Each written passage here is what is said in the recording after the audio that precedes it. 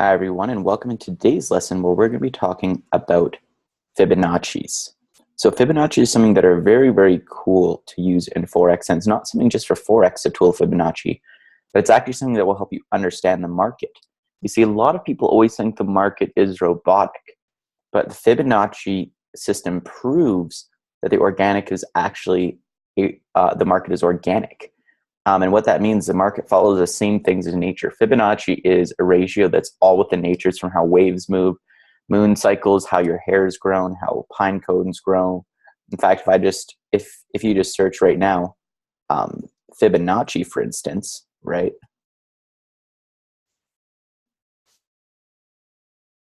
You know, it was made from someone, and you can see it goes in seashells and everything. Fibonacci is all through nature, and it's a certain ratio. Okay, so the Fibonacci ratio that is important is, I'll show you, there's a lot of lines when you draw Fibonacci, but I'll talk about the most important ones. So how you draw Fibonacci in Forex is you choose a high point of a market as well as a low point of a market, include just at the wick, not the body, but the wick, and you select your spots there. So as you can see, what this will do is bring up a bunch of different lines: 0.886, 0.786, 0.618, 0.5, 0.382, and 0.236. These are the Fibonacci ratios, okay? Now, of course, the ones that are the major Fibonacci ratios are these three, but these are the Fibonacci ratios. So, for instance, no matter where you're doing, even if you were in this trade, for instance, before this all played out, right? If we just grab this Fibonacci and drew it maybe up here, you'll see it still relates to Fibonacci. Here, still relates to Fibonacci. And here, still relates to Fibonacci. So how does Fibonacci be used in Forex? Well, Fibonacci is basically used for retracements. That's why it's called the Fibonacci Retracements tool. So what that's about is basically telling you the retracements that happen, usually happen around the Fibonacci ratios. So when you're doing a trade, for instance, like when this was going down more and more, see, we usually see retracements happen before it continues down. And it's based off of certain key points, usually the 61.8, 0.5, or 38.2. So for instance, we went up here, we see this bounced here off the 0.5 and then continued down. That would be your entry point, the 0.5.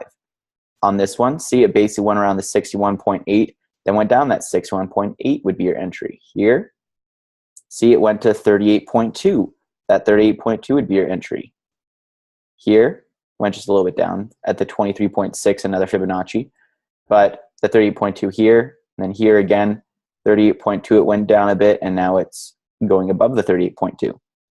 So with Fibonacci's, basically how they're basically taught to trade is as the market goes down, when it reaches one of those, let it be the 38.2, the 50, or 61.8, it's going to do a reversal. So it's a good place to get an entry point. And it usually will go down even further.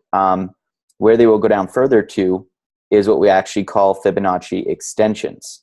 So those are, instead of doing from the top to bottom, if you do from the bottom to the top on the same trade, you'll see these now even go lower. For instance, let's say if we were doing this, if we were on this trade when we were up here, see, it perfectly accurately depicted, you know, from here to here, that it was going to go up, hit a retracement, and then continue down to here. And you can learn about the ratios that Fibonacci's work.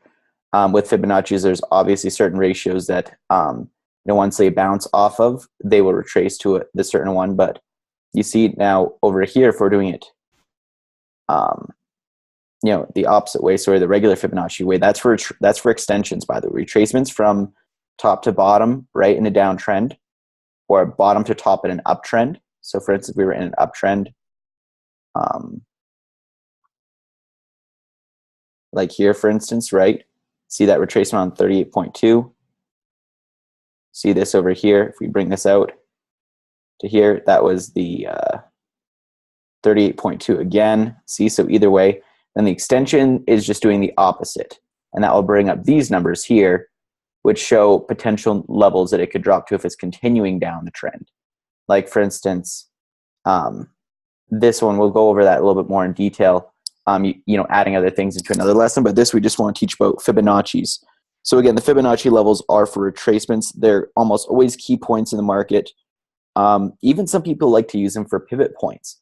So for instance, if you go on the high and low of the day, let's say you just choose the daily candle, okay?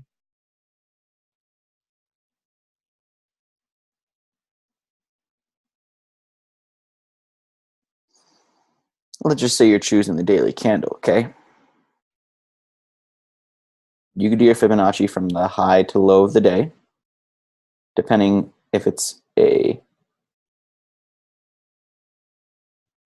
red or a green candle. Again, that's redo away. But see, now this shows, same thing we basically drew, but it shows for the day where the line is. So this is the middle of the line. So what we could be expecting, from this retracement is because this 50 line, there's obviously a lot of momentum happening, is this could go up to the 50% and then continue down.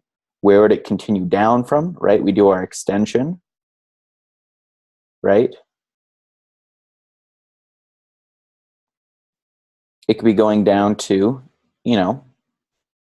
possibly around this zone here.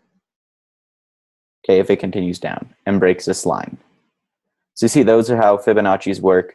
So they're about finding the different waves. And of course, you might have wave battles here, and here with this, right, continuing down. So this is how we use Fibonacci's to determine retracements, good entry points. Like, hey, if this was a sell, if I wanted to do this as a sell, right? If I use my trends and noticed as well, we have a trend coming around that 50%. I want to do a sell there. That'd be an excellent point because it's around my 3 key ratios of Fibonacci. Makes sense for the high and low of the day. Fibonacci retracement around the 50%. And the 50% is usually the ultimate one that tells you it's going to continue the pattern even more down, rather than 61.8 and 38.2.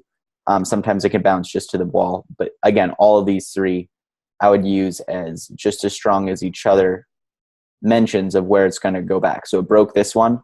Now it should be going to this one. If it doesn't go to this one, right, then you have to reobserve your trade. So hopefully that helped you guys understand Fibonacci's. Until next time, hope you have a great day.